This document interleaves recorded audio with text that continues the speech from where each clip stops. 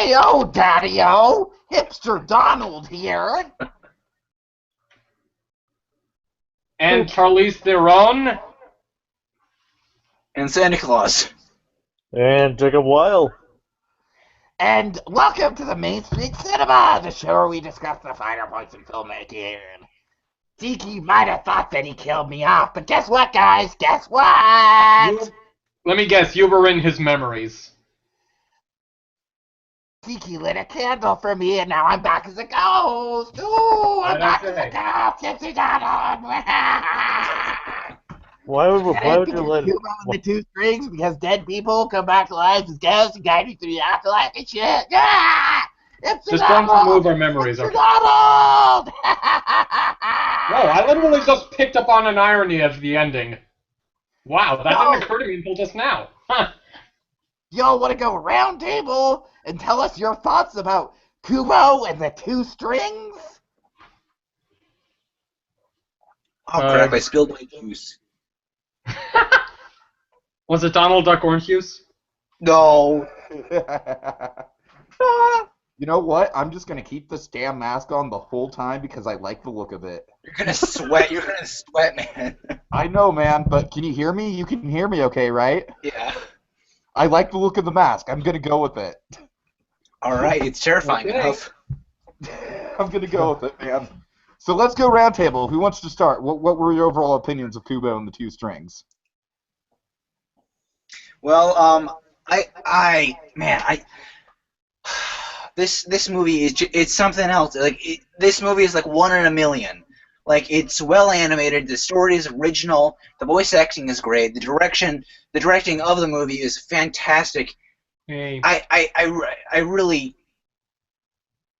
as soon as I saw the first trailer, well, actually, when I saw the first trailer, I thought, oh, it looks like Box Trolls or something. But as like trailers kept coming out, I thought, oh wow, this movie is looking really freaking good. I went and saw the movie, and I absolutely loved it. Like I'm gonna stop now. I love the movie. All right, Jacob? I really can't disagree with Sandy. I mean, like, it's really a great movie. It's a fantastic movie. Like you said, one of them, a very well made, well good movie. Like I said, still probably it barely falls to second for anime movies of the year for me, just behind Zootopia. But just behind Zootopia, even though, like I said, I would say this is a very, very close second for me. And even as far as Laika goes, I would still say Coraline's better, but like I said, again, close second for me. This film is just like a very exceptionally made. I mean, it's amazing how they're able to pull something like this off. The story's captivating and well thought out. It's a well-made movie and definitely worth the watch. Okay, Monkey? Okay, the guy who would have been hyping this up the most. But yeah, it is. Yeah, I won't lie. After seeing it the first time, it was kind of interesting. Like, I wasn't disliking it, but I wasn't quite as enthusiastic. Like, I was still figuring out how I felt about it, and probably had to do with some of how the ending goes, especially. Sure. But yeah, I mean, and I have definitely worked through some of that, and there was something else I was gonna say. But yeah, it is a great film. It deserves to be doing better financially. If I may, I have noticed that it's funny. Before going in, I was thinking I had the suspicion that this would probably be similar to Paranorman because one of the screenwriters is the same, and yeah, it is very much like Paranorman. Like some of the general plot ideas. There's a cool old lady with a husky voice. Yeah. But then even like it gets some good laughs, but then at the end, like it succeeds at going more into more dark territory and getting some really great themes across. It might not hit it as much as it could, but I'd say this one is more effective with its ultimate message than Paranorman was. I'll agree with that, definitely. I mean, Yeah. Paranorman had some really good stuff to say, for sure, but this was more effective overall. Yeah, and like Paranorman, like Paranorman could have addressed another element or two of it. Uh-huh. I That's for feel another like podcast. I feel that this film, it, like, if you tried explaining this story the story and the plot in a nutshell, it wouldn't really quite make sense. I mean, my only complaint, one of my only complaints is that the film wasn't long enough, and that's because I feel they needed more time to explain the story and to build up, who exactly the grandfather is. Like, I never really quite got that. I mean, it just said he lived in the heavens or whatever. I never understood that kind of stuff. So if I had one complaint, that's what it would be. I don't know. There's a thing or two they could have gone on a bit more about, I suppose. Yeah. Yeah. Uh-huh. I can agree with that. All right. Just really. And then quickly, even then, it is. I think this is the longest stop motion movie to date so far. Yeah. By like 1 or 2 minutes. And I also loved how they included really the. What? Yeah. Oh, I also loved in the behind the scenes at the end they included them animating the giant skeleton. Yeah, I love that Laika always I know does they did that. a similar thing with box trolls. Okay, I'm not surprised. It's Coraline amazing. and Paranorman did theirs after all of the credits. Okay, so it is a tradition. Yeah, I mean, it has definitely evolved, which again we can talk about in the future. But Of course. like in this one, the one for this movie is more about showing the scope of it all.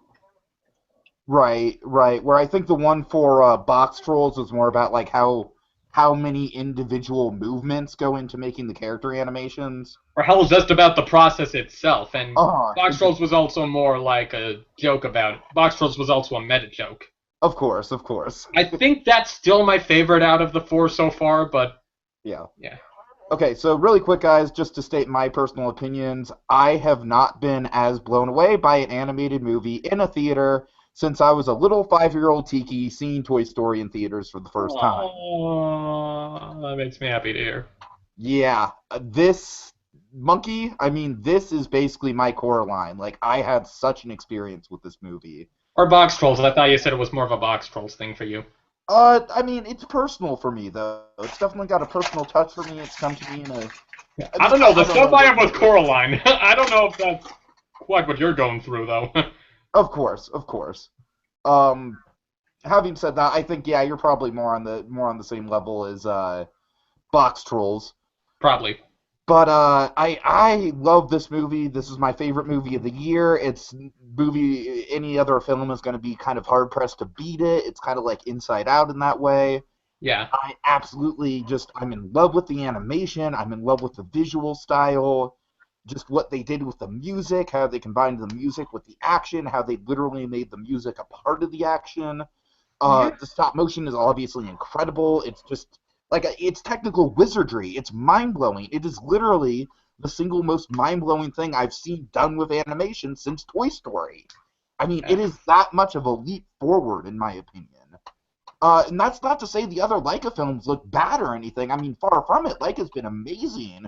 But this, I feel, is just like, this is kind of like the culmination of everything that they've built up to in terms of the animation. It's like, I feel like each movie, they get a little bit more and more sophisticated, and this is kind of like, boom. After this, I feel like it's just, the sky's the limit in terms of what Laika can do now. I think that's their idea. That's their goal. Their mission. And that's a good transition into why Laika is like so much like, I'm not gonna say superior, but how they just stand out over Pixar or Disney is because they don't only make amazing stop motion movies, but they incorporate their amazing storytelling and original stories into stop motion, and it's just completely mind blowing. Yeah, I mean, to be fair, I think Coraline was a pretty direct adaptation of the Neil Gaiman story. But oh yeah, totally. Uh-huh. Yeah, But other than Coraline, I believe all their work... Monkey was Box Trolls original? Box Trolls was based on a book, but it's like 98% different. Okay, right. And of course, that's something that very much is in the vein of something Disney would do, is like kind of take a vague source material and make it their own thing. So I wouldn't say vague, but yeah. Right. But Yeah, super different. Yeah, I mean, I think you guys probably all have a more personal history with Laika than I do. I mean, I've always kind of admired them, but I've admired them from the sidelines. I remember Paranorman, when that came out, I actually heard about that movie through Brad Jones, the cinema snob, who was kind of raving about it. And I saw it. I liked it a lot. It's not really a movie that sticks with me all that much. Like, I can't really, outside of like a few choice bits, I don't really remember a lot about it. I should probably rewatch it.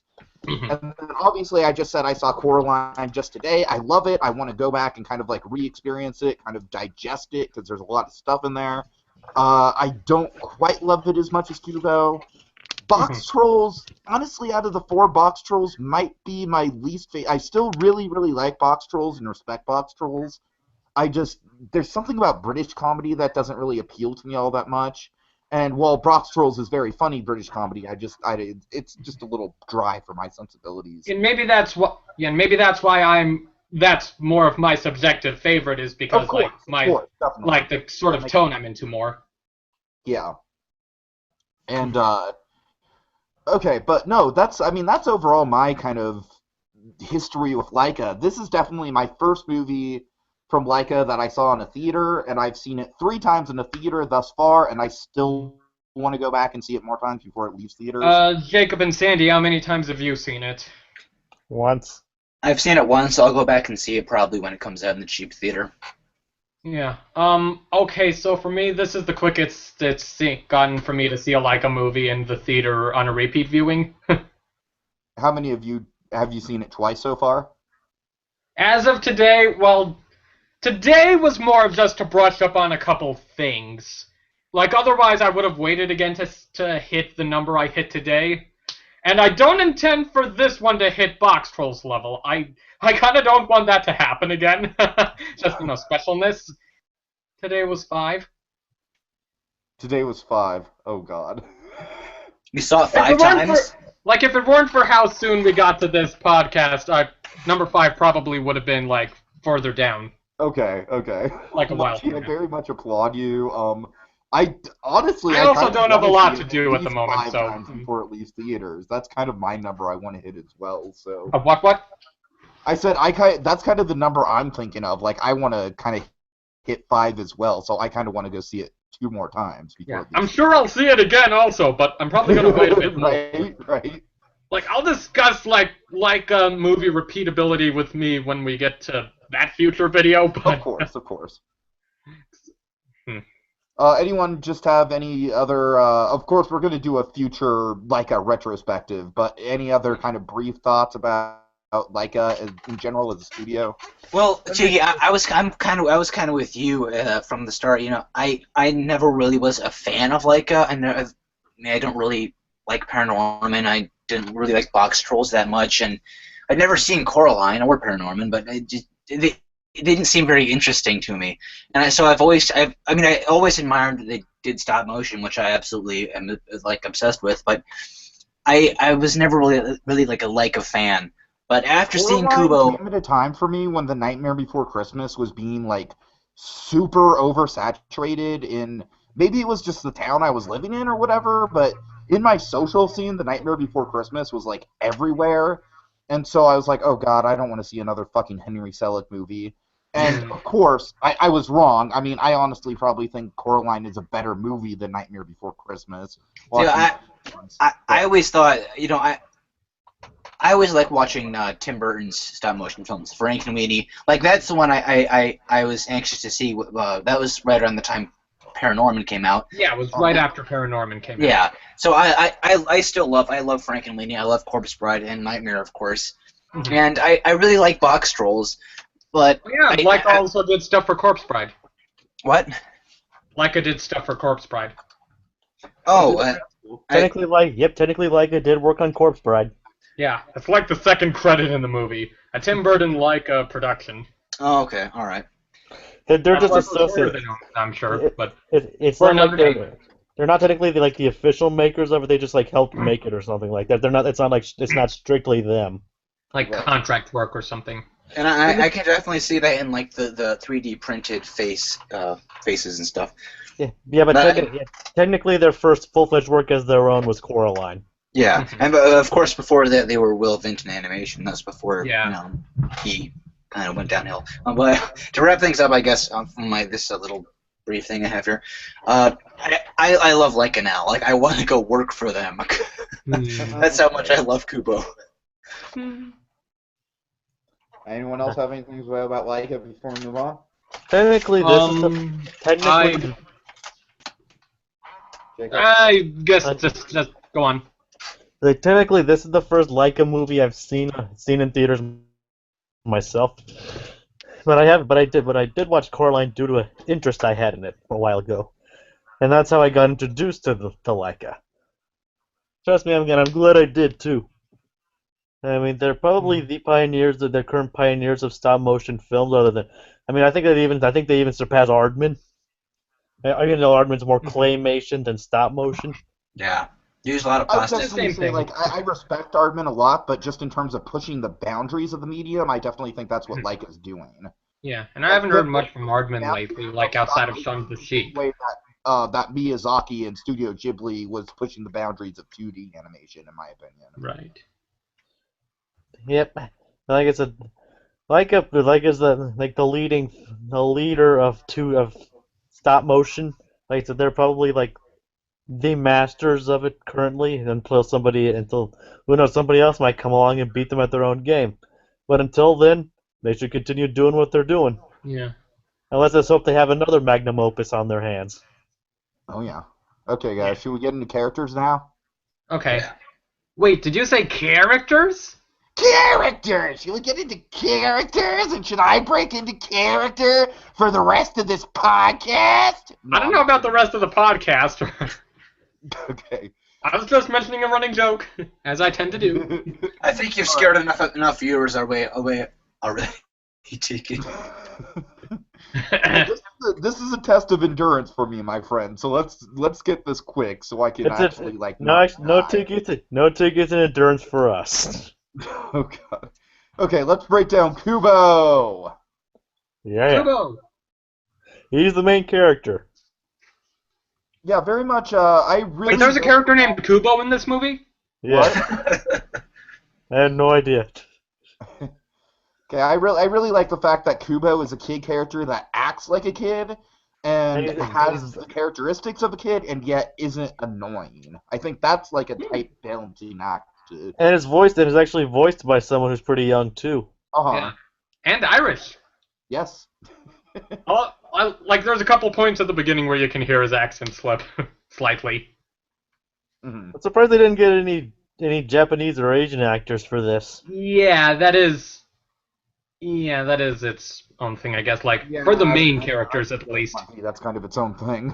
Basically, the only actual Asian actor they got was George Takei. Oh, and what's his name? Carrie something. I'm sorry, sir, but him and like some of the villagers. Yeah, probably, but he's like the only notable one to be of Asian descent. And he's barely in the movie. Yeah, but he even gets billing. That's the strange thing. He gets billing on the posters. Yeah. And basically all he says is, "Oh my." And then he has the stuff in the cemetery also, but Sure, yeah. Sure. Well, yeah, but they probably just put him in there because the character says, "Oh my." All right, so I love that they got that in there. So But yeah, but back to Like Kubo. when I saw it the first time, I'm just like the jackass in the theater. Here's that lets out a great big ah! But like I said, I'm surprised they could have gotten like a young Asian person of Asian descent to voice Kubo, and it still would have made for a good character. Like look, they did one for Russell from Up. I don't see why they couldn't have done it for this. I was just thinking that right now. Yeah. I mean, they could have done it for this. I mean, Russell is a character who's obviously Asian, or Oriental. I should probably say Oriental more, but he's actually voiced by a kid of that descent. Well, I think one of the reasons they didn't really make a huge effort, or maybe they did, I don't know. I'm just gonna assume they didn't make a huge effort to get an Asian actor for that part in specific, because you're not seeing him on screen. It's just the voice, and they wanted to focus on what the voice would sound like more. They weren't really focused on getting like an Asian actor to play this Asian character because heck, we can do that. Was it like they've said that the way something like in how they cast their movies is they like take recordings of the actors in like other movies or interviews and they listen to that and they have pictures of the character nearby and they see like who fits the best, like which into the best complementary package, what complements each other best. Well, I can understand that. I'm just saying I'm just saying it's not a big deal to me or anything. I'm just saying I'm surprised they didn't do that. Yeah, I agree with that. I can agree with that. I love the whole samurai aspect of this movie, though. It's amazing. Moving on to Kubo. What I think of him personally, I think the way they introduced him in the beginning, where he's just feeding his mom, I just thought that was just like, what a great way to open up like our main character's like story here. Like, cause in a scene with no dialogue. Yeah, exactly. It really sets up what kind of a person he is, and like you said, no dialogue. So being able to get his character across to the viewers, and I think in a nutshell, I guess what a great way to open up just his story. Just yeah. Even after that whole opening scene. Yeah, exactly. Yeah, the opening lines of this movie give me chills. If you like must what blink, do it that's now. possible. It's probably if you must blink, do it now. That's probably the best opening line in a Laika movie so far. It's just a great opening line. Period. As soon as I heard that monkey, I was hooked. I was just absolutely hooked from that. I don't blame you. And then my God was like, his grandfather stole something from him. Show the baby with a bandaged eye. Damn. Mm-hmm. If you must blink, do it now. I love Kubo's character design. Everything about him works really well aesthetically. The guitar, the eye patch, the robe. I think he has a good character arc. He's definitely kind of like a Link-style character where he's on the traditional hero's journey, but it's kind of a standard coming-of-age story, but I also really like, we're going to get more into this in the spoiler territory, but I really like Kubo's arc of dealing with the acceptance of loss. Yeah. Anything else, Kubo? Is there anything bad you'd say about him? This isn't a bad thing. It's kind of interesting how the thing about it, he's telling his stories to the entire town just 'cause. He's not doing it for money or anything, just 'cause. That's true, yeah. And everyone loves him! Yep. I can't think of a bad thing to say about him because I just think he's a really effective main character. Yeah. And honestly, with some movies like this, if you have a kid character but it's like badly written or badly performed, it could kind of derail the whole movie. And like you guys said, I mean, I don't have a problem with not casting an Asian actor because I think this actor works very naturally well with with how the character was written. Also true. Well, yeah, like I said, I can see why they chose him. I'm just saying. Yeah. I think not my favorite part about him, but definitely up there. His design, as you said, Tiki. His design is awesome. It makes him look really like adventurous, like he's a real hardcore, I guess. But at the same time, it looks like he's a kid. Oh. Yeah. Okay. Should we transition onto the monkey then? Not the monkey that we have in the room, but the monkey in the movie. Okay. Before we go on with Monkey, just funny little story. So I get out of this movie for the first time, get in the car, turn on, and so the radio's playing Sirius XM on Broadway. And so I turn it on, and the song that's playing is the bit from Drowsy Chaperone where they're going, Monkey, Monkey, Monkey! That's amazing. Oh, dear. What are the odds? Monkey, I just want to know, what was your reaction to the fact that the word monkey was so prominent in this movie? For some reason, it hasn't really hit me aside from just thinking, Tiki's gonna love that. And I did. I mean, I'm not gonna make a big deal out of it, but yeah, I found it very amusing. I mean, for me, it was like when I first found out that there was a monkey character in this, like with teaser, like the scene in my old video, I'm like, oh, there's a monkey. And that was more just like, for me, it was just more like, ooh, monkeys. There's a monkey character in this. I love monkeys. Cool. The monkey in the movie is my favorite character. I don't blame you. Like, my God, I love the facial expressions on her. Yeah. Especially early on. Yeah. The facial expressions of all the characters, I think, are amazing. Yeah, monkey's a standout. Yeah. Like, I honestly think the animation on the fur kind of reminds me of, to make another Pixar reference, it kind of reminds me of the first time I saw Sully's fur in Monsters, Inc. Just the level of, I thought you were going to say wow, Yeti. they're able to do that on a stop-motion character? You know what I mean? Yeah. Yeah. No, it's amazing. To think that someone has to animate every single piece of fur on her body. That's what I'm saying. That it was just blowing me away just looking at her aesthetically. Obviously, like, I think we should hold off on some of the monkey stuff until we get into spoiler territory, but Yeah. I mean, I gotta admit, out of her and Beetle is probably my favorite out of the two. But with Monkey, they had a just good saying- dynamic together. what was it? With Monkey, like, you can side with her being overprotective or whatever, just how protective she is. It's totally justified. Yeah, of course. Right. Like, the threat is very real. Mm-hmm. And I love how the movie has a natural progression to it. How it's like, we start out and it's all very calm, very peaceful. We're telling these stories, we're getting into the mythology. And then when shit gets real, shit gets really real. It kind of has like a Don Bluth quality to it in that way. So I'm just saying this now because I don't know if we'll get another chance, but there's one line she has a bit about, oh, so you don't remember anything about yourself, but Beetle breath holding, that's what sticks out? Weird, that sounds like something I would write. Like, go back to that old video I did at the beginning of this channel, and I'm like, really? That's what your concern? That's your question? Not all of these weird jump cuts, but where am I getting this prepared material? It's just a weird uncanniness with that. This isn't really based on Monkey, but I think, I don't know, maybe I should talk about this when you get into spoiler territory, but just I think the directing of like some of the action scenes at the end, like they just end it with a big flash of light. That's how like 3 of the battle scenes end. Yeah, that's like four. They do that go to white like 4 times in this movie. Yeah, I know. It's like the first time, the second time, oh, it's pretty cool. The third time, I was like, okay, all right, we've seen this. Do something else here.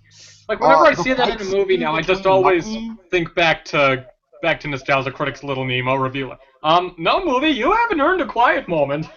Whether or not it did earn its quiet moment, I always think that. The fight between Monkey and the sister on the boat was like one of the most badass action sequences I've ever seen in any movie, period. Yeah, that was pretty sweet. Oh my god. Yeah. First of all, I love the idea of the origami, of course. I love just the boat of leaves is one of my favorite visuals in the whole movie. Should All we those little leaves. should we go into spoiler territory now? No. Should I we think we're let's just transition into Beetle really quick. Okay. Oh yeah, the Beetle. Yeah, great vocal Alright. performance from McConaughey.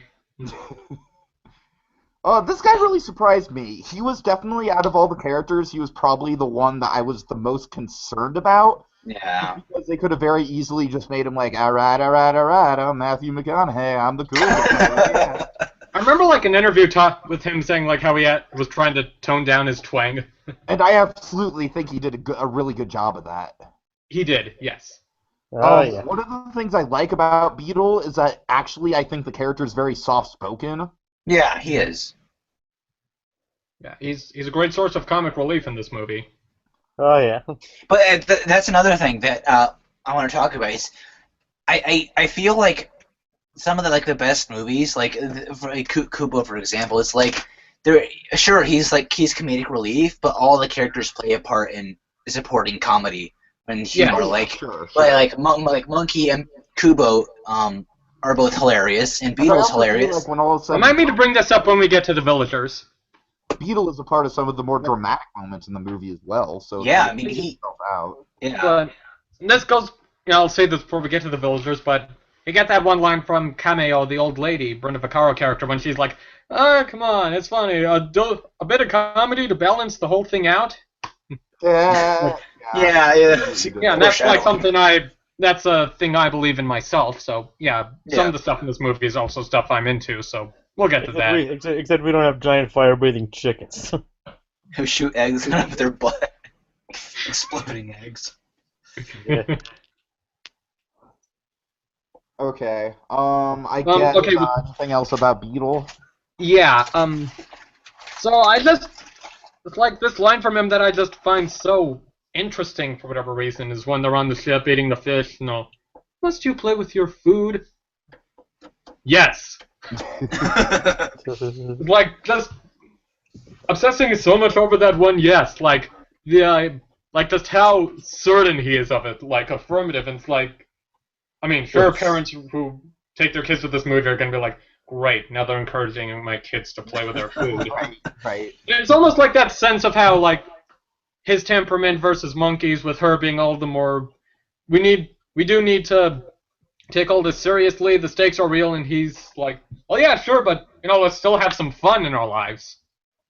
Yeah. Yeah, I do like I like that aspect. Is like too much seriousness can make things a bit bad. You always need a bit of humor to lighten it.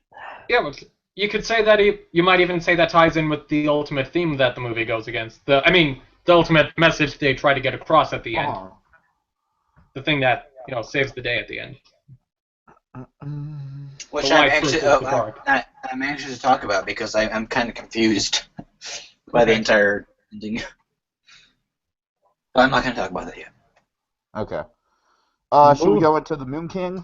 I guess that kind of fits me. I mean, look at me. We have a monkey and a moon. Because look at me. I'm a moon. We also have a ghost and a bird. Where does Hipster Donald fit into the though? He's that one bird that all the paper birds go after. Oh God. Okay, fair enough. Whoa, who are all these paper characters? Those real birds almost look like they were CG, like completely like computer animated. The real bird looks CG. It might have been. I think it might have been. Because they did use some CG in the movie, but most of it was stop motion. Like I said, you can kind of CG in the movie. Definitely. I mean, like I said, a lot of it isn't obvious, but definitely the birds you could probably tell were CG. Not that it's a bad thing. I'm just saying, like it's probably because like doing so many of those like miniature birds would have been like so hard to do. Yeah, even by their the standards. Extras in the village are CG, which makes sense. Like I said, that would be too much even for them. So I can see why they'd go with that. I mean, like corners. Right. I mean, that's what animation is, cutting corners when you can, creating the illusion of that. So I love, one of my favorite characters is the little origami Hanzo. I love him. Yeah. Oh yeah, Hanzo's so awesome. He's so serious, but that doesn't stop him from just accidentally, doing something ridiculous. Oh, crap. Monkey's gone. Monkey's gone? Oh no. Uh-oh. Okay, we can stall with the monkey I was about to say Monkey King. I think we're good. He might just come back on. We can stall with the Moon King until he comes back. Okay, so Ezra, I do kind of agree with your point that I almost wish we would have seen at least one more scene with the Moon King. Who are you talking to here? Ezra. We're talking about Ezra here. My name is Sandy. What are you talking about? Well, I've casually dropped your name before, dude, and it's not been a problem. All right. Hey, I go by my actual name here, so. Yeah, exactly. I apologize about fuck it. I can't do it. Getting too hot under there? I tried, man. I fucking tried. Alright, but the Moon King. It honestly wasn't an issue of the heat. It was an issue of, like, literally the mask was squeezing my head and giving me a giant headache. Oh, yeah. I imagine. There he is. Yay. Apologies. It's all good. What happened? Battery ran out. Uh-oh. That's kind of what I figured. I see Hipster Donald has gone back to the spirit world. I gave up. I gave up. His candle went. His candle Yeah, went. they're not. You know, these dead people that are not supposed to stay in the mortal world. I think that's the most screen time Hipster Donald. That's like more screen time combined than Hipster Donald's ever gotten on the channel before. Could be. But the Moon King. Moon King, yes. Sandy, I do agree with you that for me, one of the things I would have liked to have seen is I would have liked to have seen maybe a scene between the Moon King and the sisters. Yeah. Yeah. That would have been nice. It would have been. Like, just something in the second act to kind of set up the Moon King. Because I feel like the presence of the Moon King is really creepy. Once you do see him, he's a great villain. Obviously, really good voice with Ralph Fiennes. But, and I do like what they do with him at the end. But my main issue is that it just kind of feels like we build him up, we keep hearing about him, but I feel like he comes into the movie maybe like 3 or 4 scenes too late. You know what I mean? Yeah. That's I actually agree. like one of the few nitpicks I have with the movies. I wish we would have developed the Moon King just a little bit more. I have more to say about the Moon King later, but I won't lie. It's also just some of whatever my exposure has been. Like, so it was a touch annoying when he first shows up in the dream. Like, oh, well, I know who Ray Fiennes plays. I know what his character looks like. So yeah, I know who the Moon King looks like. And yeah, Moon King, it's a trap. Yeah, and also just like the villain coming to the hero in a dream is kind of a cliche, anyways. Yeah, that is sort of a question with some of the twists in this movie. Now I'll talk about them when we get to the twists. Oh, okay. Yeah, Anything else with the Moon King? Yeah, I do kind of agree. I mean, like, once you realize it was him, I mean, like, he's best known for playing one of the biggest villains of all time. Who this villain is sort of kind of reminds me of. Yeah, it's a little. I'm sure I'm not alone. I think Voldemort is a lot more fucking over the top, and I love Ray Fiennes as Voldemort, but he's absolutely not the book version of Voldemort. He's like a fucking silly cartoon character, which is why I love him. Part 8 especially. I mean, episode 8 is movie 8 especially. Absolutely. Yeah, Deathly Hallows Part 2 Voldemort is just fucking delightful. It's like when the man should be at his most menacing, he's just completely like just a parody of himself. Well, it's sort of where you could totally, like with this movie, during the final battle, you could totally throw in one of Voldemort's lines from Escape from Gringotts, like, perhaps a little dose of pain to help you remember. Yes. Oh, you want to be human? Feel their pain! oh my god. And that's what I'm saying here, like, that I knew it. You Like, need a hug, Kubo. Who wants a hug? I can touch you now. Like, take one last look at this lonely world! Oh god. Okay. But like I said, I knew yeah, that's what he's best known. One of the things he's best known for. But though it's kind of easy to recognize him now, so it's kind of obvious that he's like when I read about him, he's gonna be the bad guy. And you're right, he doesn't get enough development. He doesn't have enough screen time. It's like, why is he doing this? Why does he need his eye? Why is he doing any of this? Why is he so evil to begin with? Well, it's briefly explained. It's just not explained that well. I do appreciate. I mean, I do appreciate some of the ambiguity. Like, you don't need to know everything. No, that's not what I was saying. No, I was gonna say, like, for whatever reason, I do appreciate that quick exchange. Like, why does grandfather hate me? No, he doesn't hate you. He just wants you to be like you, yada yada. But for some part of me really appreciates that clarification for some reason. It's like a nice bit to have clear. Well, I think it's a good clarification just because it definitely puts the villain in the gray area as opposed to being pure evil. Well, I'm not saying he should be pure evil. I'm just saying that you can be in a gray area and still have clear motivations that want him to be like you. Sure. And then don't get me wrong, he's a great villain nonetheless. But I'm just saying they could have just fleshed him out just a tad bit more, like you guys said, or like. Yeah, I do think as much as I love this movie, he is probably the most underwhelming element of it overall. By even having like one more scene earlier, he could have been like fleshed out and been a much more potentially menacing villain instead of like, oh, this guy suddenly showed up out of nowhere after building him up for an hour and a half.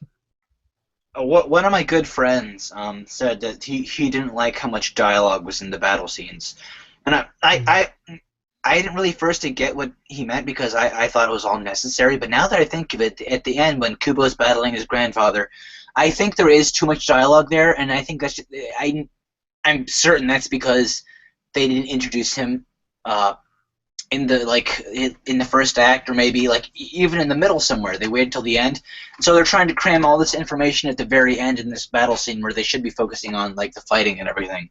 Yeah, I hear you. I hear you. Yeah, I think I saw that. I think I saw that, Sandy. I think I Saw saw what? that one. Which That one? posted, that Facebook. Oh yeah. Yeah, I think I saw that, but I kind of have to agree. I mean, the fight also focuses on a huge exposition dump. Let's cram in as much information as possible that we haven't revealed yet. Yeah, I like the leaf boat battle scene between the sister and monkey.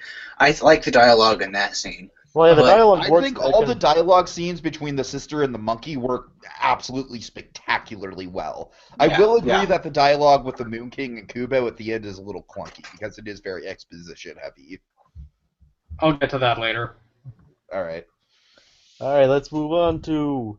The sisters. Oh my god. Guys, this is oh, fuck me. This might be my favorite character out of the entire Laika repertoire. Mhm. I like it. I Their love first scene.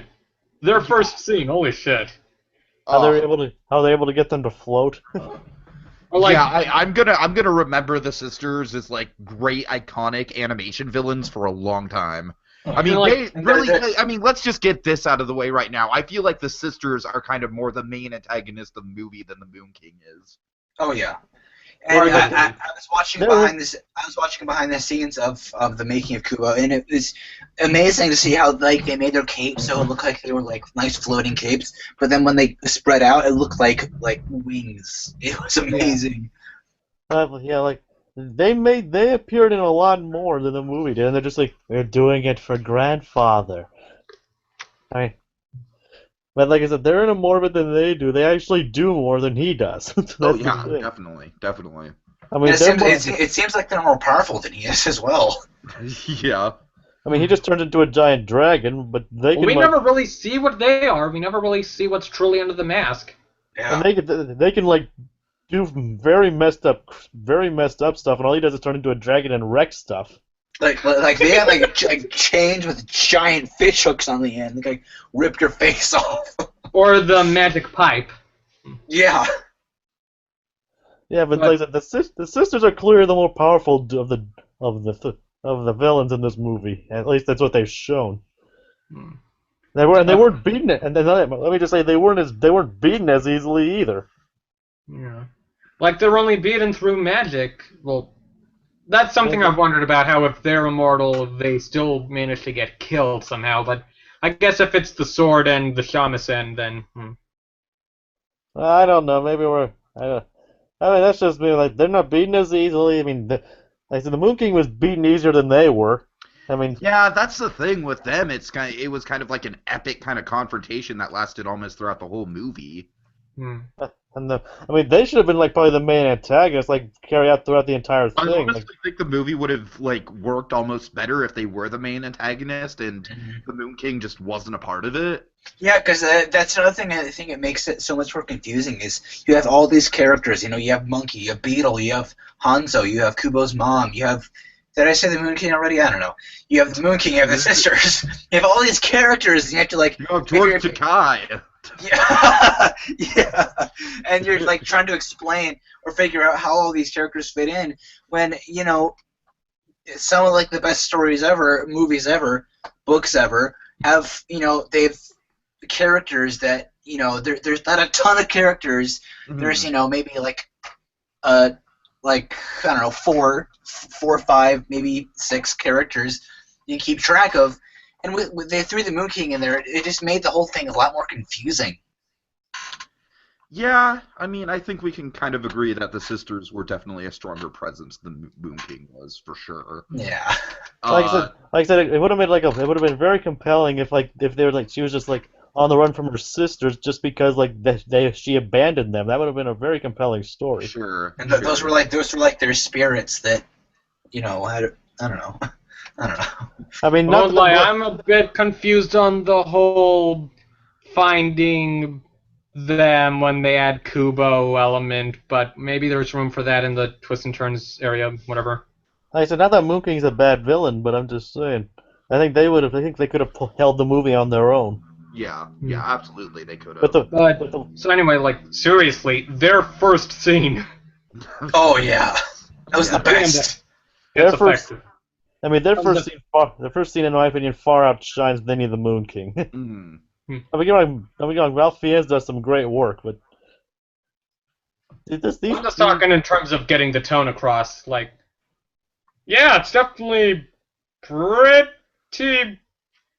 scary. It's horrifying. I mean, heck, they managed to. Aunties, all we want is your eye. All right, let's not talk too much about that opening scene. Yeah, it's weird. The first time and today were out of the 5, those 2 were the most effective with that scene. Both were also the only times I saw it in 3D. Weird. I don't know why the 3D would affect it. It shouldn't. It really shouldn't.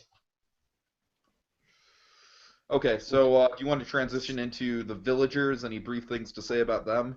Oh Why my. is the cool old lady trope always so enjoyable? The sassy old lady? Oh god. Yeah, she Yeah. was fun. She was a lot of fun.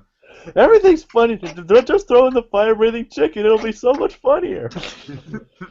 I am kind of wondering how, based on the experience George Takei and his daughter have at the cemetery, so I get the people seem to have at the cemetery. It seems to be, maybe I just don't know about whatever part in the mythology, but it looks like people go to the cemetery, pray to their departed ones, the light comes on, and then, okay, thanks for coming back to the spirit world. She talks about actually hearing her husband. Yeah. It's kind of like Dia de los Muertos almost. Yeah. It did remind me of that, yeah. I guess so. No. Yeah, what is it? There's Hashi, he's fun. The big guy who loves Kubo. Yeah. Yeah, it's funny, this thought I've had lately is when he's all, oh, come on, people like an ending! No, don't leave! I love that whole element of the movie, by the way, of him telling the story and kind of keeping people on their toes about it. Yeah. I could relate was to that? that part of it a lot. Well, what I was gonna say with that line is that I'm just picturing him, in 1989 or whatever, seeing Back to the Future 2 for the first time. It gets, to be continued, part 3 coming in 1990. Come on, people like an ending! And credits start. No, don't leave! The docks in the Old West! The docks in the Old West! No one cares. Back to the That's Future what I part 3, thought. coming summer of 1990. Oh god. I felt bad for those villagers when the sisters came and just attacked them. Oh Like- yeah. Yeah. Like, my gosh, you're after Kubo, not these poor And villagers. especially because they did such a good job of establishing all the characters and making you genuinely like these people. Yeah, it seems like they all seem to like each other fine. Looks like a nice Uh-huh. community. The sister didn't care about collateral damage. Oh no. Well, neither does Superman. So. I was just glad to see there were villagers left. Monkey and the sister battle it out at an IHOP. Yes. I only felt lost once. Yeah, I'll have the buttermilk short stack, please. 11 years ago. No Where did you syrup. get that? Where did you get that, Monkey? What? Where did you Because get of the that? Superman fight in IHOP in Man of Steel. Oh my gosh. I've never seen that movie. I'm sorry. You're not. Fair missing enough. Much. No, you're not. Any time I've been in an IHOP since, I expect Superman to show up and battle it out. even the small IHOP that's right across the street from Disneyland that I went to at 4 I don't in the think I've morning. been there, actually. I don't remember if I have been. I went there 4 in the I morning. mean, I don't go to IHOP often, but the times it's happened on occasion. I swear to God, I almost got mugged at that IHOP. But that's a whole different story.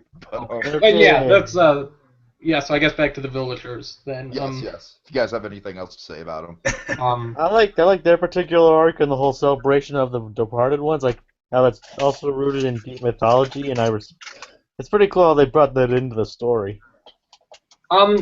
Something to probably. Well, there's the way they act at the end, but I could probably talk about that later. We'll probably get to that later. Sure. To what they do at the end of the movie.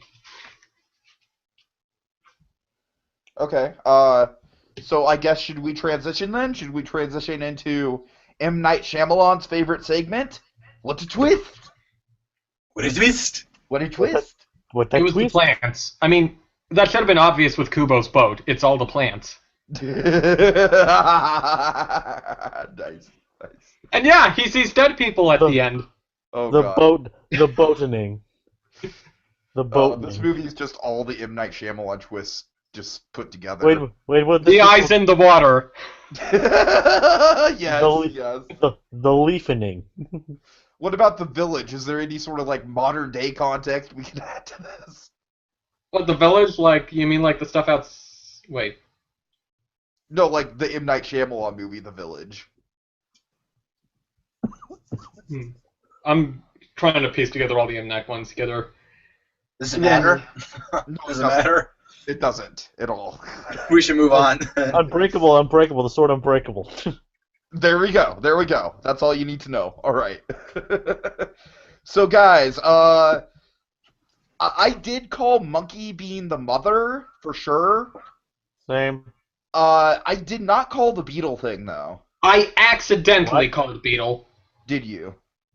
Like, I didn't call Monkey, I didn't really call Beetle. Like you and I have mentioned before to each other, it's easy to take them at face value. Like, Monkey's just the charm brought to life. Beetle was, Hanzo was his master.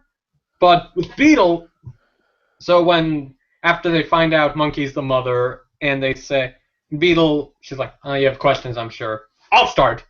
If I'm Beetle, and you're Monkey, why isn't he boy? That line deserves to be in the movie. I just wish it was earlier, so it didn't accidentally run. Because I'm seeing that, I'm thinking, wait, so is he the father too? Oh, yeah. no, I guess not. No, I mean, honestly, at that whole scene, like, it's a great scene. It's a great character moment with them, with Kubo having the meal between the two parents. But yeah, it does kind of project the twist a little bit. Like, as soon as Monkey and Beetle started like arguing, like mom and dad or whatever, I thought there was a part of me that I thought, are they going to get together or something at the end? Then I thought, that's too freaking weird. No, they're not. Then it was revealed that Kubo was like their son and stuff. I was like, oh, I guess that works. Like, a friend of mine called it right off. Like, after the movie, I said, so did you figure out they were the parent? Did you expect them to be the parents? He's like, yes, it was so obvious. I mean, Charlize Theron disguised her voice well enough, I guess, as the mother. Oh, also, foreshadowing. The Hanzo Origami and Mr. Monkey being next to each other when Mother is telling the stories. There we go. Yeah. What do you guys think of the ballsy decision that literally at the end of the movie, both Beetle and Monkey are dead? Did not expect it, and I applaud them for keeping them dead. Yeah, that was a ballsy move on Laika's part. Very ballsy. Like, it's weird it adds a bit of an odd edge to looking at, like, any advertisement that's always the three of them. Like, yeah, Beetle's gonna die. Right? Beetle gets stabbed in the back unmercifully by his sister. Oh my god. Unexpectedly. Yeah. I love how this movie, like, it kind of turns out like the whole movie is almost like an examination of getting over loss. Yeah. And what is it? It's kind of interesting with Monkey how they sort of prep you for the fact that she will go eventually. So it's like they warn you. Like, oh god, okay. So you have time to deal with it, to accept it. No. They do this bastard thing, Monkey. They do this bastard thing where, where it's like they hype this whole thing up where it's like Monkey's like, oh, well, you know what? It's my time to go. I'm fading. My magic's fading. But Beetle, I am so glad that you are here to raise after Kubo and that Kubo will be safe when I'm gone. Like, I feel like that's a good end to my story. And nope, we don't get that, motherfuckers. Oh god. I'm just talking in preparing for Monkey to die, like. No, I know, but I'm saying, like, in preparing for Monkey to die, it's almost kind of like in saying outright that one character is gonna die, they basically, like, completely disguise the fact that both of them will die. Yeah. And it also just makes it just all the more heart-wrenching, because it's like you genuinely are like, I mean, honestly, to me, it's like the fact that Kubo didn't get to spend any time with Beetle after he realized that Beetle was his father. Yeah. That's rough, man. I mean, that's rough to think about even now after I've seen the movie 3 times. You know what I mean? And think about it, they do foreshadow that at the beginning. Hanzo was furious, family stolen from him, and now he was face to face with the Moon King. Yeah. Which I didn't pick up on before, but where were we? Them dying, the monkey beetle yam yam yam. Oh yeah, it was like showing Monkey after her death, just the charm sliced in half. Yeah, that was The first time I saw it, I figured, oh, is that just a representative of the fact she's gone? The charm's in half now. Then, like, I think second viewing on, I realized, oh shit, I'm guessing sister actually sliced her in half. Holy fuck! basically yes. And they're kind This enough to not movie, know that. it does not shy away from the brutality of it all. It Yeah, really I mean, doesn't. they do also play on the idea of nothing is scarier, that trope. With, like, Of course. not showing that, or we never actually see the sister's full face. Which I applaud. I totally applaud. I like the glimpse that we got of the face, and I think that's all we needed to see. Oh yeah, like, I mean, that moment close-ups on her screaming mouth, that's like Coraline flashbacks. God, haunting. Oh, If you notice, he never even really says a word after that bit of the mask breaks up. Oh, man. Okay, let's see. Monkey, do you want to kind of touch on the resolution to the Moon King? Okay, so I'm not entirely sure what Kubo's plan was. Yeah. So, Right, did I'm not he even intend sure. for... I'm Right, not I'm sure not if it was his idea to make the Moon King mortal, or if he just left it up to the spirits and they decided to make him mortal. I'm guessing they took away his memory, at least. Mm-hmm. Because it seemed, upon rewatching, Kubo definitely didn't expect that, and he's certainly hesitant to fill in the Moon King on what happened, on his story. Now, the ending is something I don't get. Can we talk about it a little bit? Like, Yes. so he turns into this dragon. Okay, I can get that, but Yeah, the ending Then- took me a little bit to figure out also, so... yeah, I still don't get it. Like, he turns mortal. He doesn't remember anything. Then they're all telling him he's this great guy. What? Okay, let me... Yeah, I won't lie, that does feel a bit brainwashing-y. Yeah. Do you okay, think so there's supposed to be like some moral ambiguity there? Well, I also kind of feel it's sort of the idea of, like, mercy, of some reason, like, instead of, he's mortal now, kill him!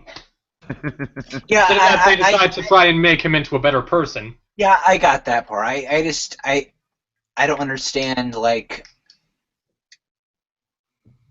I don't understand why he's mortal and why he doesn't remember anything. Well, I Like, don't know it about never what... explains that. I'm not sure how you mean exactly why he doesn't run. Why he doesn't run what? I thought that's what you were saying. Why doesn't he run? Well, I don't understand why he's mortal. Like, well, after he's defeated, why is he mortal, and why is he? Maybe what it was supposed to be is, if Kubo did want him to be mortal, just didn't plan for the loss of memory, maybe it was like, you're going to be in your own personal hell.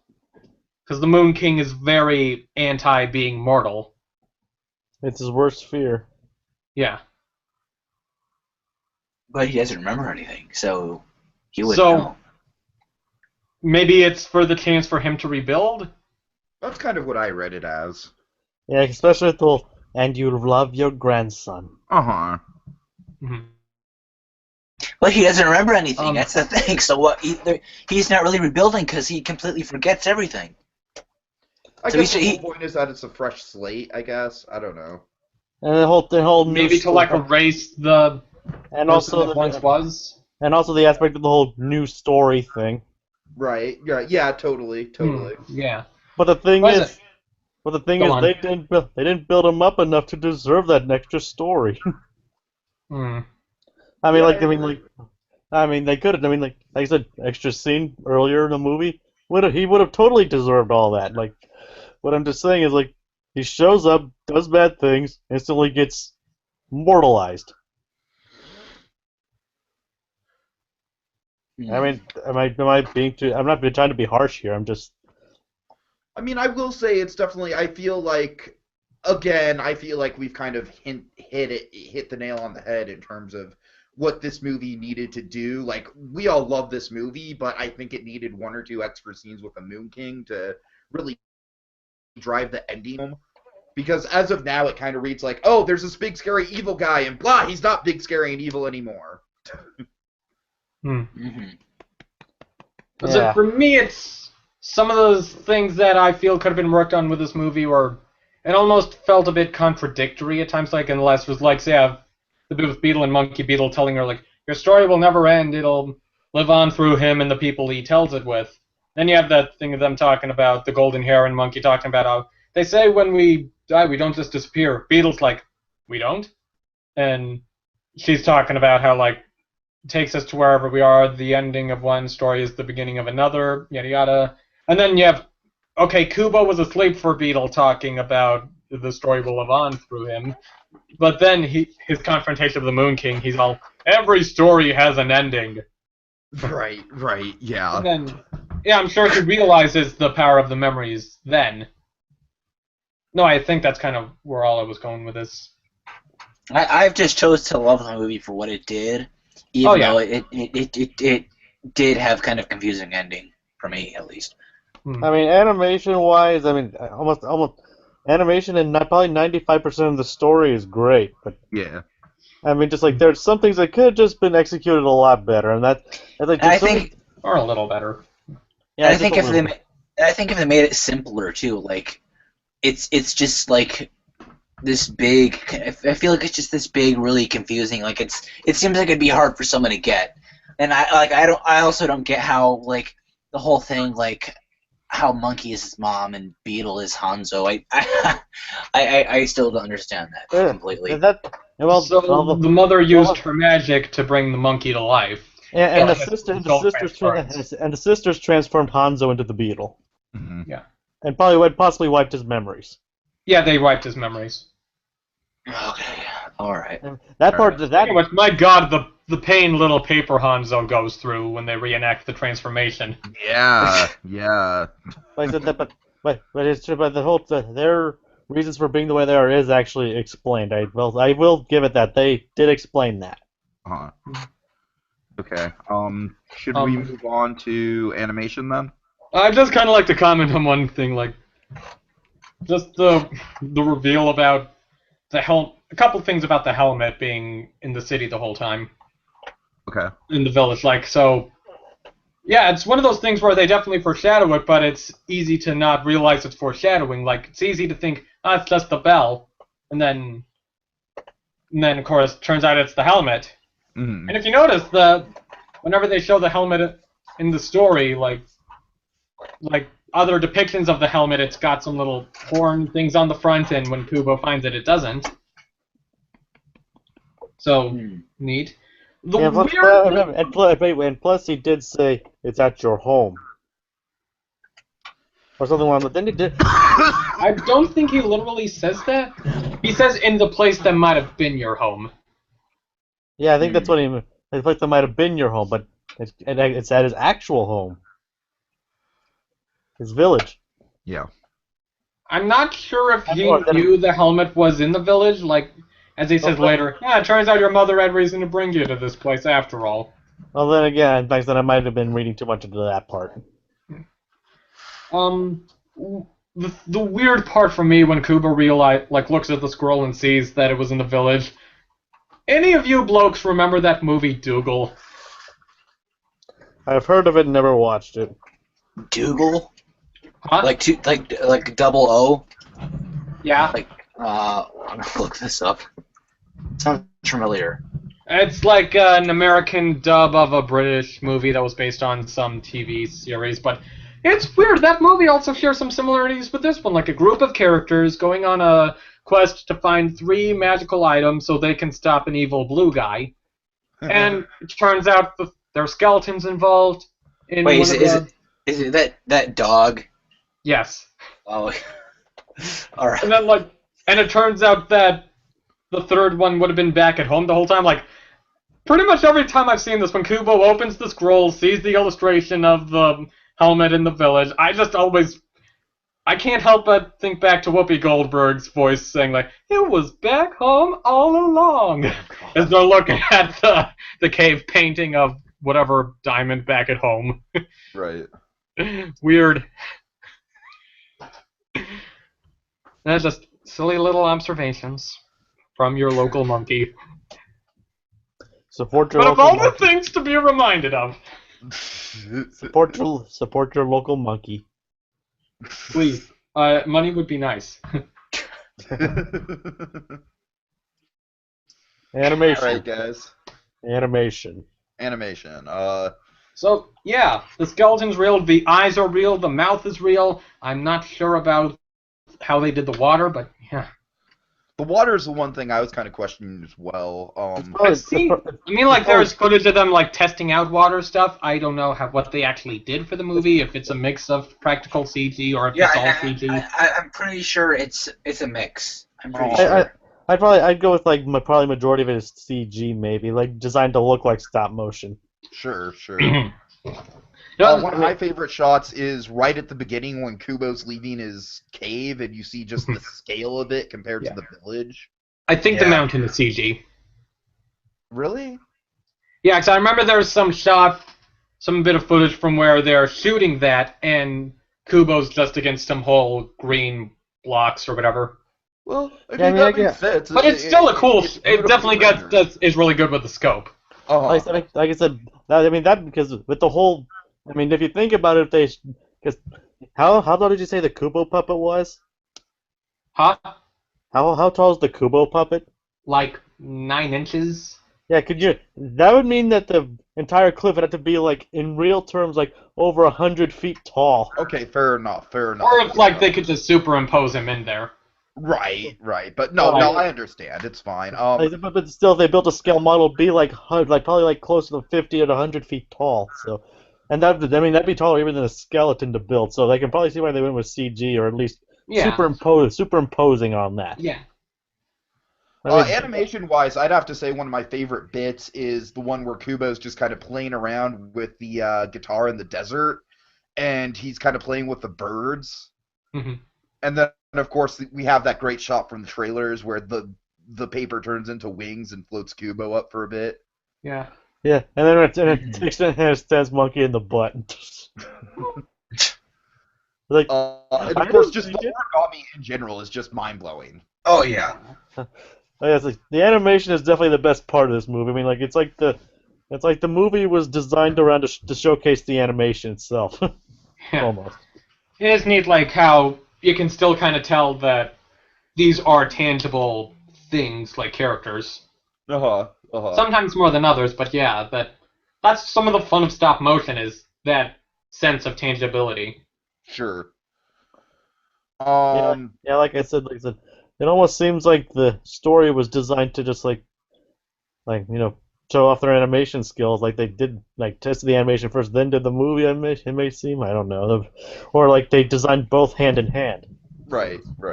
Yeah, they always want to always wants to push the envelope, and this is the most ambitious yet. Absolutely. Yeah, like I said, the animation is probably the best thing about this movie. Almost. Kubo has 48 million expressions. Yeah. Compared to Coraline's, 2,000? 200,000. Oh, yeah, 200, right, but still. Eggs was 1.8 million. Yeah. Insane. And, yeah, like I said, I love that the eyes are, the eyes and even their mouth are physical. Yeah. It's kind of difficult to distinguish in the movie itself, but yeah, they're real. They actually physically existed. And the skeleton, of course. Oh yeah. I mean, that skeleton, my god. I want to see, like, a reproduction of that skeleton as, like, a theme park animatronic. Yeah, that was neat how the exhibit Universal just had included the skeleton. Oh, nice. Nice. Yeah, it had the skeleton and the full-bodied puppet of it. I bet you wish that is probably one of the things you hadn't seen before going in. Yes. Yeah, I hear you. There are a lot of things I wish I hadn't seen. Like, honestly, with Laika's next movie, I'm tempted to avoid any trailer. Like, Right, just anything. Paranoia, trailer paranoia! So anyway. Has Laika announced another movie yet? The one thing that Laika has announced, there's definitely one coming up. The one thing they've announced about it is that it's not going to star a child protagonist. Unlike Yeah, this is their last movie with a child protagonist. Uh-huh. Well, that's kind of nice. It's, you know. Yeah, it's a Yeah, it's cycle, as they interesting. say. It's kind of like a new direction for them, for sure. Yeah. Yeah. They say they'll probably announce it by the end of the year. But yeah, like, Which we're gonna kind of try and kind of do the Laika podcast around that same time if we can. yeah, I might be like super short noticed in telling you that like someday by the end of the year I'll just message you like announced the next movie. Let's do the podcast. Fair enough. It'll be interesting. Like they announced this like a few months, like 3 months after Box Trolls came out, so we'll see how that goes. Mm-hmm. Like they started shooting that around the same time as this one, but anyway, back to the actual I animation. absolutely think this movie, it's not getting like fantastic box office out of the gate, but I do think that this movie has the potential to kind of have a deep run in theaters and just kind of like hang on, you know, just keep hanging on week by week. What was it? Yeah, so just curious, how seamless is the skeleton for you guys, like in piecing all the stuff together? Oh, I love it. It's totally like it was totally believable for me. Yeah. Maybe it's harder for me because like personally I'm always just thinking like how they filmed it.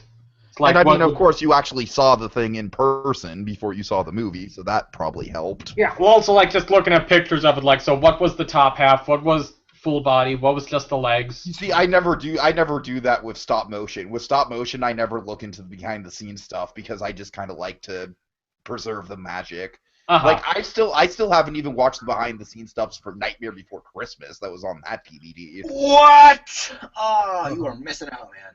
That was No, awesome. because I want to preserve the magic. I don't want to know how they did it. It's like that movie of course. it's like that movie like exists in my mind as is, and I don't want to ruin that. Perfectly fine. Yeah. Yeah. But yeah, but speaking of which, it is neat to see just how much stop motion has advanced since then.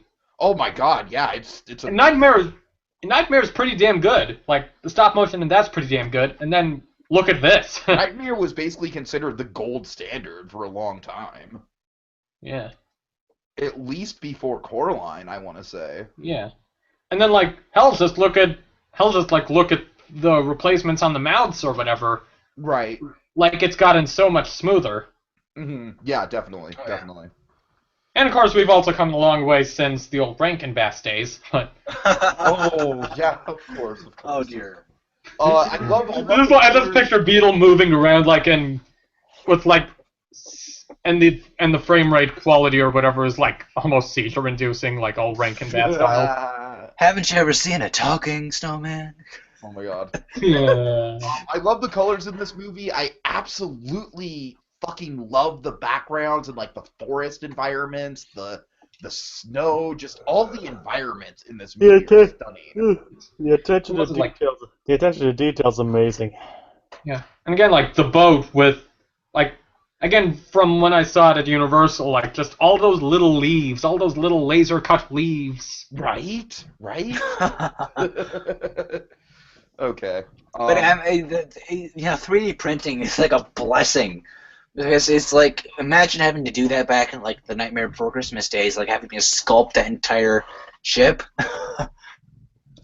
It is also sort of weird with like in comparing with Nightmare because there's certainly a fair amount of characters in Nightmare who weren't replacement animation faces, but Yeah. so they did it as more of a mix, and Laika's going all staying firm in the replacements. Fair enough. Sure. Okay, anything else to say about the animation?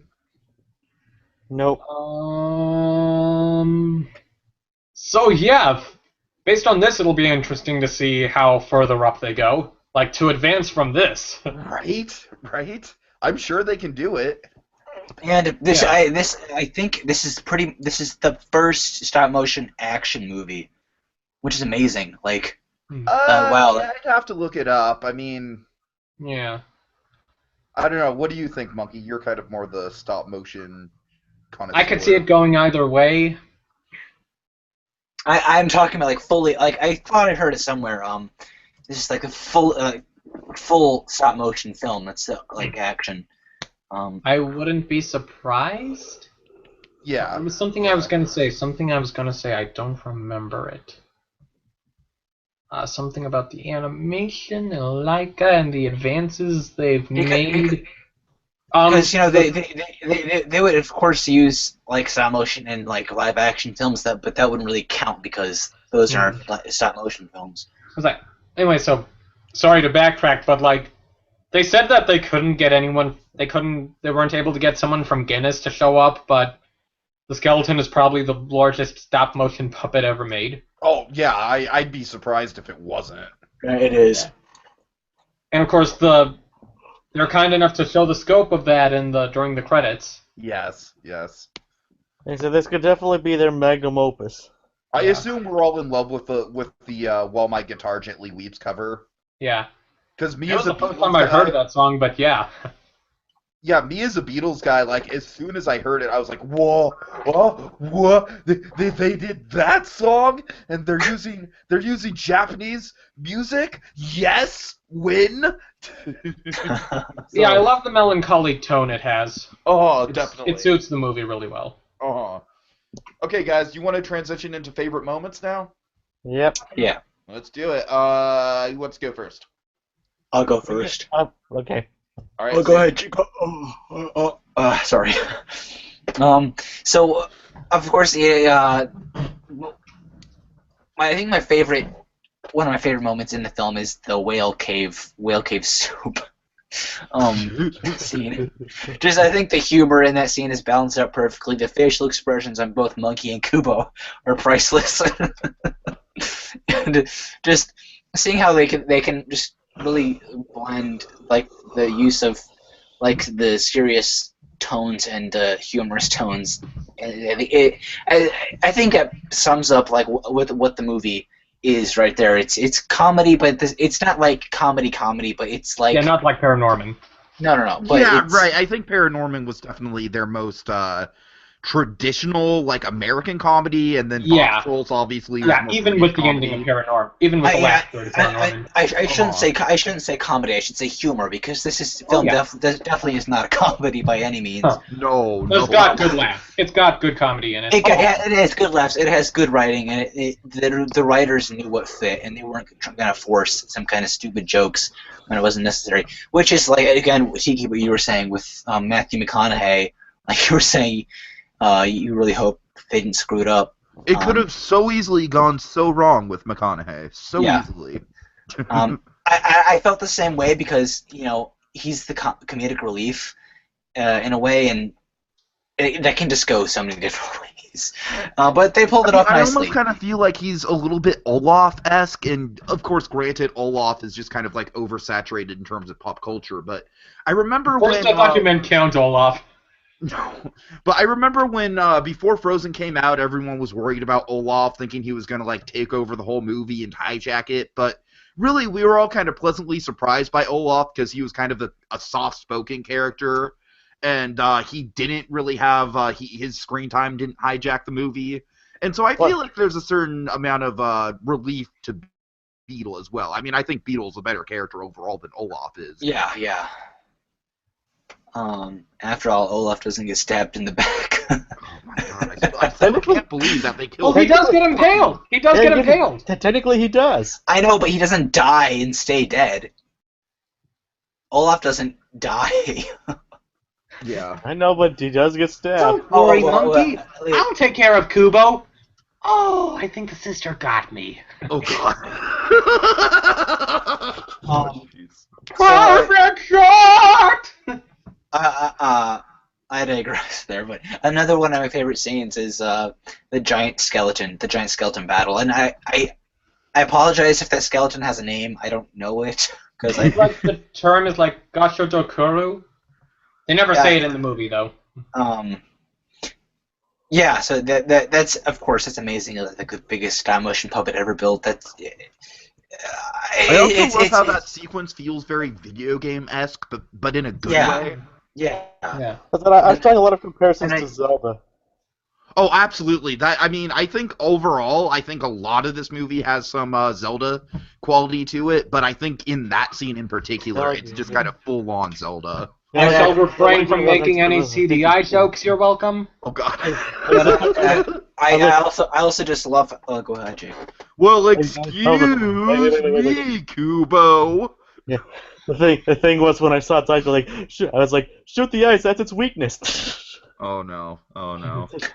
You know, because like Zelda bosses have eyes as Yeah. Just Right. ever. I was like, Koopa, like Beetle, shoot the ice. That's its weakness. Right. I also loved how they had like all the swords in its head. It looked like hair from like a. It was awesome. That seems Yeah, great. It's probably I my guess it is a real a Japanese mythical creature. and I would say that's my favorite action scene, but I'd be lying because my favorite action scene is probably the ending. No, not like the when Monkey and Beetle die, not the ending with the grandpa. Yeah, definitely. Of course, we've all sung that praise. That seems damn intense. Yeah. But, I guess. Just 'cause I don't know if I'll get another chance to say this. Do you mind if I ruin the mood of the sisters, or should I just leave them unruined? What were you gonna say? Well, my favorite scene involves the final fight with the sisters. If you want to wait for that. Okay. Just a sort of recasting that would totally ruin the mood of them, humorously. Also, I find it very funny that Rooney Mara was in Pan, got critically panned. This movie is like the third time in a row where I'm introduced to a Laika actress through a movie I didn't think was very good. Yeah. Elle Fanning for Box Trolls, and then Rooney Mara and Charlize Theron for this one. No, but Rooney Mara, seriously, she needs to stop picking the roles of like minority actors because it's just gonna like get her in trouble in Hollywood. People are just gonna blacklist her for that. Yeah, I'm I only think I kidding. remember I'm like making a joke. when I saw Pan, I was watching her and I'm like, knew she was going to be in this. I'm like, she seems fine for a Laika movie. Monkey, we still need to do the riff on Pan, by the way. Yes. Who would ruin the casting? Oh, shall I tell you then? Yeah, just get it out. Yeah. Patty and Selma from The Simpsons. Oh no. Oh. It amazes me how the creatures down here fight so hard to die another day. We gotta go get that Kubo. All we need is your eye. And one of them has a pipe. Oh god. Oh god. I only felt lost once. 11 years ago, I lost my sister. All right. With Homer as Beetle, Bart as Kubo, and Grandpa as the Moon King. They brought their fates upon themselves, daglasted! Oh, that's hilarious. Okay, Jacob. Well, I won't look into anyone's eyes, even if I'm sincere. Oh god. On that note, Jacob, please, favorite moments. But the game, my favorite scene is like my favorite scene. It actually happens after the introduction of the cave thing. Is what I like to call papercraft fighting. Oh yeah. It's papercraft. Papercraft storytelling. The scene where Kubo in the market is telling the story of Hanzo using his guitar and paper. It would have been funny What? if they snuck a meta joke in there. One villager's like, I love that he's bringing these inanimate objects to life! Somebody else says, Nice. somebody else says like, it's supplemented by magic. That takes away from it a bit. The other guy's like, that's still awesome! Like they could have done like a whole stop motion joke. Oh. Yeah, exactly. That's one of my favorite scenes. Like it almost draws a lot of parallels to Kubo's journey. I didn't notice that, except the fire-breathing chicken. Unfortunately, there wasn't unfortunately, there was not a fire-breathing chicken. Fortunately not. Yeah. Maybe there's some, no pun intended, Easter egg on the DVD. Yeah, so I just like that. I just like how- Right when, no, it wasn't a sword that killed Beetle, it was one of the eggs. A giant yolk lands on him. well, like I said, like I was saying, like I like how they're able to like do the moving It shoots origami. the character eggs out of its ass. Yes. Like do Go the on. origami and all that, tell a story and all that, how it's able to move around and fly. I mean, and I would set up parallels for the journey ahead. It was really, really very clever how they did that and set it all to Kubo's guitar as he told the story. That was really clever touch. Anything you guys have to say about that? I think it's amazing. The origami is amazing in that scene. And in the entire movie in general, it's amazing. I really think just unfold to get in through a crack. Yeah. I think the scene plays out like it's very, very well paced throughout the context of the movie. The scene, Jacob, because I feel like it gives you all you need to know about Kubo, but it doesn't feel like an exposition dump. It's technically kind of an exposition dump, but it doesn't feel like one at all. You mean Right. unlike the ending? Of course, yeah. But for my next favorite moment, I would have to pick the final action scene with the sisters. Oh yeah, intense stuff. Yeah. Mainly because of, like you guys said, how ballsy it gets. Yeah, it gets very ballsy. I said the intensity behind it. I mean, like that should have been like what the final fight was building up to. Like, you know, like that. I mean, the stakes were raised. That's the highest the stakes were raised in that movie. Mm-hmm. And they could have just continued it from there. You know what I mean? Like he had nothing else to lose. I mean, and they just the Moon King. I mean, like they followed this should have fight that should have been at the end of the movie almost. Yeah, I don't know. I almost kind of feel like the Moon King stuff almost kind of plays as an epilogue. Like, this is the end of Act 3 of the movie, and then the Moon King is Act 4. I can kind of see If that makes any sense. Yeah, it makes sense. But okay. Because I feel like you do kind of need the resolution at the end. Like, you need Kubo's acceptance of Hanzo and his mother's passing, which is kind of like the big theme of the end of the movie. But yeah, I see what you're saying, Jacob. He brings in the two lanterns, like, oh shit, they are staying dead. Oh god. Yeah, but what I'm saying is like this scene just like has a lot of interesting payoffs that have built up to the entire movie.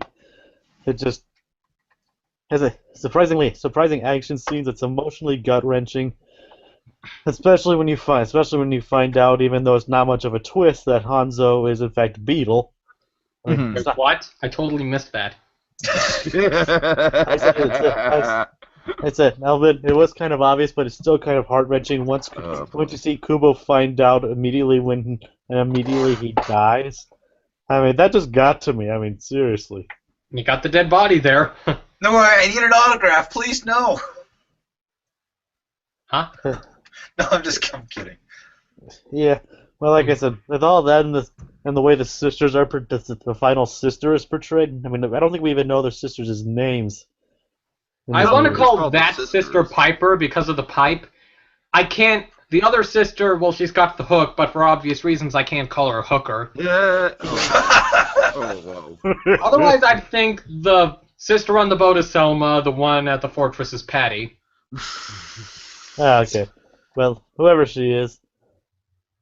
I mean, like the way their final fight is like beyond anything I've ever seen in a stop motion film before. I mean, it's just wow, they managed to do that. Mm-hmm. But yeah, like I said, it has a lot of stuff that pays off in that scene. It's gut wrenching. It's a very well executed scene that could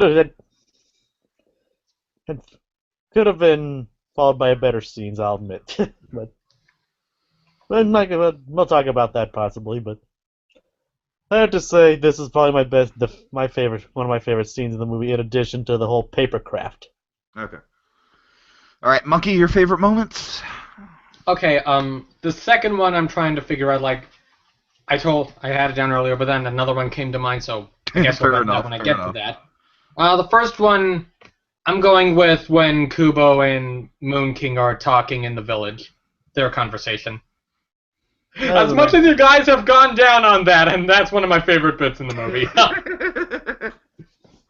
I mean, the scene is nice. I mean, the scene is nice, but if it was introduced further earlier, that's what we were saying. Fair enough, but a lot of that mainly has to do with the Moon King's performance in that scene, like both vocally and physically, like just this scene of them talking, like how even before he becomes the big monster, just him in the village with Kubo, like I'd probably go as far as to say it's like the best performance in a Laika movie.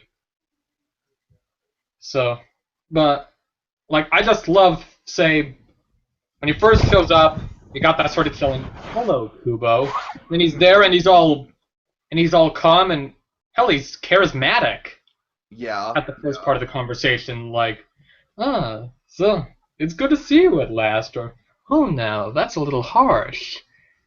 But then he begins to devolve into the true rage that he's bottling up, and it's as it starts to show up, he's going, "Oh, you'll be in this hell with all the rage and suffering and death."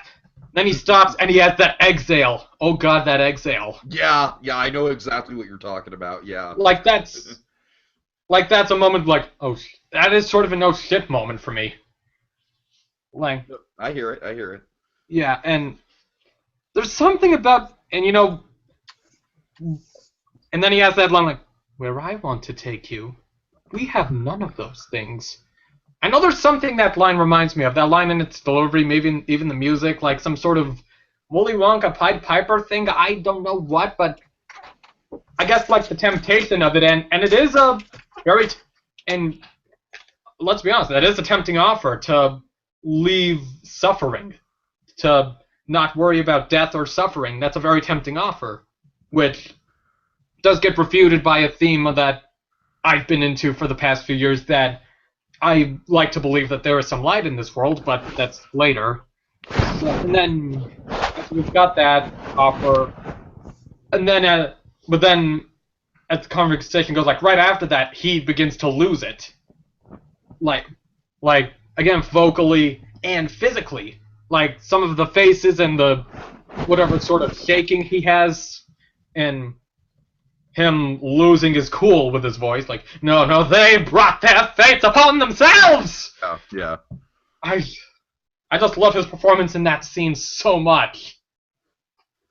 And, like, even when he tries to regain his calm tone with his voice, like, "Oh, when you're up there with me," but there's still some of that repressed fury in the way he's moving his head on that line. So I guess that sort of sums that up. But yeah, I mean, there is something really killing about him in that scene. I find it funny how he says there's no rage where he's from, but he's like the embodiment of rage. Just goes to show how twisted he is, I guess. Yeah. So the other one I was gonna say, like when the spirits show up and Kubo's talking about they're in our memories, they'll stay with us through our memories, and you can never take that away, and all the villagers joining. Again, part of the philosophy, but I am tempted to say the very end instead. I think I'll just go with the very end for now, with Kubo talking to the parents and Okay, cool. and saying like how, like, the part of us that naturally is there, and about, I still need you. I still wish that there's some way to know you're there so that we could end the story together. And then you get the heron flying. I didn't realize until the fourth time that the lanterns are turning into the golden heron. And I love how this movie is almost like the Mystery Lodge of animated films. Like the Knots Attraction Mystery Lodge. This movie reminds me of it at times, especially with the golden heron. But yeah, so you got them soaring out, and you got Kubo with the spirits spirits of his parents by him. Cut to black. The end. I remember that was especially impactful the first time, like him talking about wanting to end the story happily. You get that bit of him with the parents, and then just the end. So he got his wish. Yeah. Yeah, he got his wish, but like in a kind of unconventional and tragic kind of way. Yeah, but it's still there's a touch of like he's found the satisfaction to say that the story, like he's talking about, oh, I wish we could end the story together or happily, whatever, and then not even like mere seconds later, we get that the end. Right. Okay, sorry guys, I've just been I'm kind of typing up something for So You Want to Be an Imagineer as we speak, so I'm kind of, but so my two favorite moments, definitely they're both kind of towards the beginning. I love the moment when the sisters first show up, especially we have that great. Sandy, we have that great. This is one of my favorite moments as well. Yeah. Hell yeah. I'm sorry, it's just like with four people, I feel like we're kind of having a tendency to talk over each other a little bit. But what are you talking about? Talking over who? What do you mean? What do you mean? We're talking over each other? What? But I'm not sure I get what you mean. Sorry. my favorite moment. Dang it, Tiki, you just. Oh my God! Shut up. Okay, seriously, let's let him talk. Okay. I've had a long day, Jacob. I know. I'm just giving you a hard time. I know. So I love the image of the candles on the water, and I love it even more when it gets dark and those candles all fucking go out. Now that is a major oh shit moment. Oh yeah, definitely. I'm wondering. So, is that how it usually goes, or did the sisters arriving somehow prevent the spirits from going back to the spirit world? I honestly didn't look too much into that. I haven't really thought about it till recently, but yeah. It's still it's a neat moment. I love how they establish Kubo not supposed to be out after dark. Definitely makes the menace and the threat of that scene all the more real. You're kind of like, okay, this is where this movie's gonna take a turn. And of course, the first time you see the sisters, it's just absolutely terrifying. It's just what an introduction. I do think Rooney Mara does a fantastic vocal performance with these two. Yes. Absolutely wonderful character design, lighting. I love, of course, the village getting destroyed after we spent so much time establishing the village. And then everything with the sisters all the way up until the mother's sacrifice at the end of the scene is just incredible. Just the music as well. I love the music. And then I guess kind of circling back, because this also kind of ties into it, I love everything they do with the mother. She might be the most effective character in the whole movie for me. Not even necessarily Monkey, just the mother at the start of the movie. One of the most haunting moments of the movie. I mean, of course, we get that great bit where Kubo's feeding her and everything like that. That really gets us onto Kubo's side right away. It makes the situation all the more dire. When she spoke for the first time, when she was just like, Kubo, I swear to God, guys, I got chills. I was like, oh man. Oh. Didn't you tell me that you were kind of tearing up I was tearing up a little bit. Yeah, I was tearing up a little bit. And so that, just the moment where Kubo and his mother have a conversation and Kubo's mother comes to is so beautiful and so tragic at the same time. When she kind of like fades out, she's like kind of struggling to remember the story. And then she fades out completely, and Kubo's just like bedtime. It's just like, oh god damn, just all of that is just so emotional. And like I said, I really love how the conversation with the mother plays into the sister reveal. We get all the plot points we need to know about how Kubo needs to keep the robe on, how he needs to return home before dark.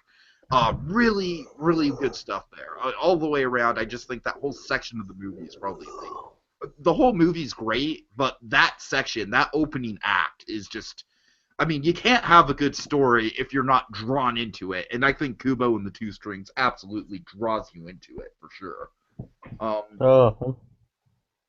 right, guys, so I guess there's nothing left to do but say final thoughts. So who wants to start?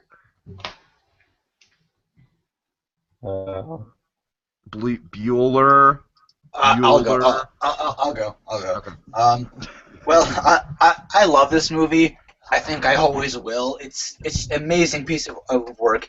The filmmakers are like, I was talking with my mom about this after I saw the film, is that like these these people behind Laika, they're not just filmmakers, they're artists, and they put their art and they put their skill into what they do, and it's just what makes them stand out. It's what makes them, like, not superior, but like I said before, but it makes them stand out over like Pixar or Disney or Warner Brothers or whatever.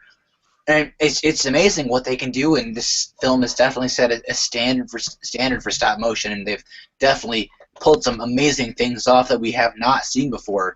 And Yeah. I just cannot wait for what they have next. Okay. That's Jacob. Okay, I'll go next. Like I said, this is a very good movie. Very, like I said, for as far as animated movies go, probably my second best of the year. Only I could say inches behind Zootopia, definitely. Like inches, like almost. Yeah. Like, I mean, some of you might not agree with me on that, but I still think Zootopia just is slightly better. No, Jacob, it's just like it's absolutely like Zootopia here, and this is like my number one, so they're not far off. Wow. Yeah. Like, personally, for me, I'd need to see Zootopia again just to finalize my stance on it. Like, I mean, I really liked it, yeah, but just an overall more solidified view. Of course. Oh yeah, definitely. But like I said, as far for me, I definitely put this. As far as animated movies go, these are the only, other than Finding Dory, this is the only other animated movie I've seen this year, other than Zootopia.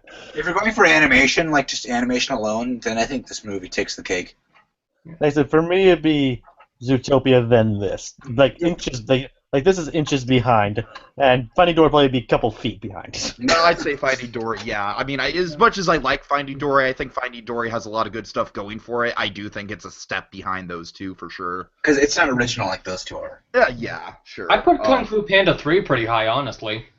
I need to see Kung Fu Panda 3, actually. Yeah, Oh, yeah, I'd like to see yeah. it again, too, just, again, solidify it. But yeah, I'd put that one pretty high, also. I actually did see that. I forgot about that. Yeah. But as I was saying, It's probably, ironically, it's probably the closest I'll ever get to Box Trolls 2. Oh my god. Discuss that another day.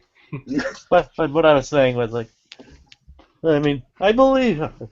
Correct me if I'm wrong, but this not necessarily this, but everything recently in general proves we're living in another golden age of theatrical animation. Yeah, I would say I sure hope that's what it means. I sure hope that's what it means. I mean, we're definitely. I mean, like there was a dark age for a while, then there was like a silver age recently, but now with all the Disney revival, Pixar resurgence, and this, I mean, and Laika, and all these other Warner Studios, we're in another golden age of theatrical animation. Yeah. I mean, a bunch of original stories, I mean, even some sequels coming out like there used to be, and all these like spectacular artists showing their crafts. Animation's better than ever. Yeah, I mean, I'd agree on that. I mean, And does it- even, Jacob, you didn't even touch on the stuff that's going on in the TV side of things as well. Exactly. I mean, look at the TV side of things. Yeah. Animation's killing it. I mean, Like, and Rick and Morty, BoJack Horseman, and then on the other side of the coin, you have stuff like Steven Universe for kids. I mean, it's just Not amazing. to mention the stuff Nickelodeon's going to be bringing out. We don't know if that's going to be good or not, but assuming We'll cross our it's fingers. yeah, it's well, nostalgic. but like I said, as a whole, I'll include that as a whole. We're in a golden age of animation right now. Sure. I mean, like animation is like better than ever. But I mean, a lot of companies getting into it again, like seeing its value. I mean, people are beginning to recognize it as a genuine craft and like a genuine filmmaking instead of just this little side thing. Let's hope the Like- Oscars realize that. What? Let's hope the Oscars realize that. Well, if only they did. What? Instead of, yeah, but What? they said if only the Oscars did recognize that. But Yeah, as a, like that stop motion, like that one comment Zoe Saldan, that one comment from a couple Oscars back is probably stopped me from watching the Oscars again. Yeah. what comment was that? It was something like, oh, these movies don't have sets or costumes or fancy trailers. They still make us feel. In a year when they had a stop motion nominee on there, maybe I'll talk about that more in the Laika podcast, but Yeah, but like I said, that pissed me off so much. I'll stand by this. That this year is gonna be like a great year for animation, and definitely a showcase that we're in another golden age. And these films this year have definitely proven that. All right, Monkey. Final thoughts. Yes. Well, I mean, yeah. Obviously, look forward to whatever Laika's going to bring next, but we'll probably talk about that more in our Laika podcast. And in any way, I mean, it's kind of a given for me that Laika films are amazing. Like hell, when this was announced, I never was quite as stoked for this as I was for Box Trolls. I don't think. Maybe because after that, I'm just like, oh, they announced their new movie. Yeah, I mean, it's a given. It's going to be amazing. It's a Laika movie. Sure. And yeah, it is a really great film from Laika. Like objectively, probably their best.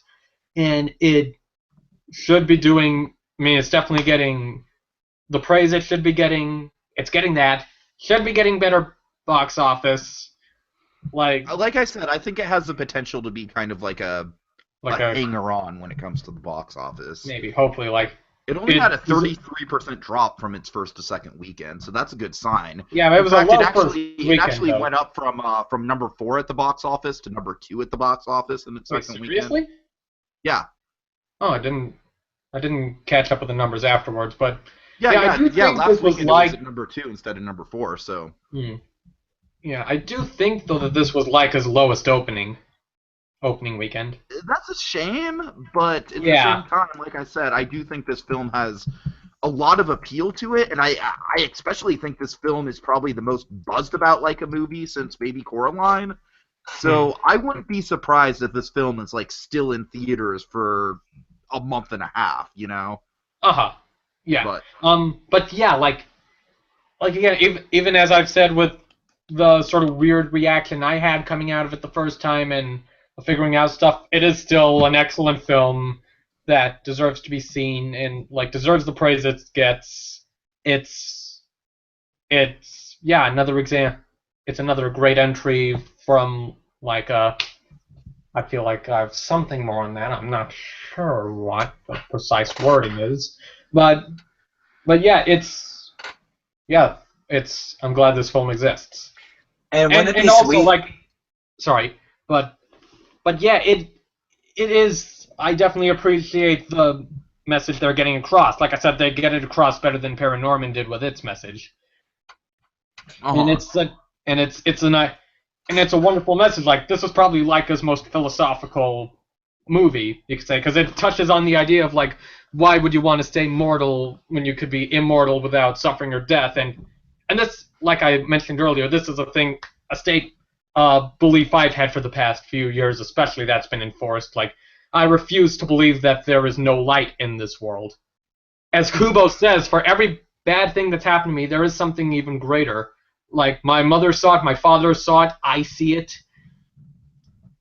So that whole idea of the humanity, the goodness of the world, and maybe you could argue that's something to consider, to keep in mind in a scary time like we've been having this year, this summer especially. And sorry to take a dig at another recent film, but it gets this across. It's presented better than Sausage Party tried to do with its message. Sausage Party had a great message, but it was not the best platform. It was totally shoehorned in there. This, it's much more organically fitting and whatnot. Oh yeah, absolutely. Yeah. And wait, Sausage Party had a message? I wouldn't get that. Yeah, Right. That's what I was thinking. Yeah, and it's actually a great message. They just don't do that well with it. Or it's not the best place for it. They don't incorporate it well. It comes kind of out of left field, you could say. I haven't even seen the movie, but I wouldn't guess it has one. Yeah, fair enough. But this is probably a good message for kids also, to help them deal with some of the stuff, or to point out there is still some goodness in some good stuff here to be around for. It's a small message. Even if they can get a touch confusing with it, and it's also stuff that, and there's also sort of an idea that, sorry to ramble on so long, but it's a thing that I find sort of fascinating, the idea that we don't really die as long as people still hold us in their memories and tell the stories of us. It's okay. I'm gonna name drop. I believe this is something that I don't know if any of you have heard of her, but this one actress, Alexandra Billings, she's mentioned this, I believe, about how, like, she says, like, if you forget me, then I die. Yeah, like, she's amazing, by the way. Love you, Alex. That absolutely sounds like a sentiment straight out of Kubo, though. Yeah, again, like Beetle right up says it about your story will never end. It'll be told by him and the people he shares it with. Your story will live on through him. Totally. Again, sort of going a little mystery lodge-ish again, but yeah, this movie. Again, Sausage Party's message also plays to sort of the stuff I think, but this one does it much more effectively. Sorry, Sausage Party. I can respect where you came from. I thought you could have done better, but that's for another day. I don't think you need to apologize to Talking Foods. No, like I can save that topic for whatever your end of your movie discussion. But yeah, this is Kubo. It's I very much welcome it. I'm very glad to have it in the roster of films in history. Yeah. And let's just hope they don't make an unnecessary sequel, which I doubt Laika's they'll do. never doing sequels. No. I'll get to that in the future podcast, but yeah, Laika has, the guy who's like president, CEO, director of this movie has said that they will never do a sequel. Well, thank God. As much as I'd love a Box Trolls 2, that'll never happen. All right, guys. One last thing here. Wouldn't it be sweet if Universal made a ride off this? Yes, I'd love that. Again, I've definitely had ideas for a Box Trolls ride, but this probably would be cool too. As much as I do like Box Trolls, I think this almost lends itself better to a ride than that does. Maybe I'll share my idea with you someday. We'll see. Perhaps. Okay, guys. I don't really necessarily have any final thoughts, except this is definitely my favorite movie of the year. It's going to be hard to top. It's definitely going to be one of those movies that's going to stick on the top of that list for quite a while. I have never had an experience in the theater like this before since the first time I saw Toy Story back in 1995 when I was a wee little 4-year-old Tiki. So, obviously, I think, like, this film gave me the same sort of, like, magical, like, oh my god, how the hell are they doing this kind of experience that Toy Story gave me as a kid, now in adulthood. And for that, I think it's going to hold a special place in my heart for a long time. Story-wise, it might not be the strongest, and there's definitely some familiar hero's journey tropes in there. The twist might be a little predictable, but just overall, just how well-rounded this movie is. The music, the animation, the visuals, the characters, the mythology to it, how unique it is, how original it is.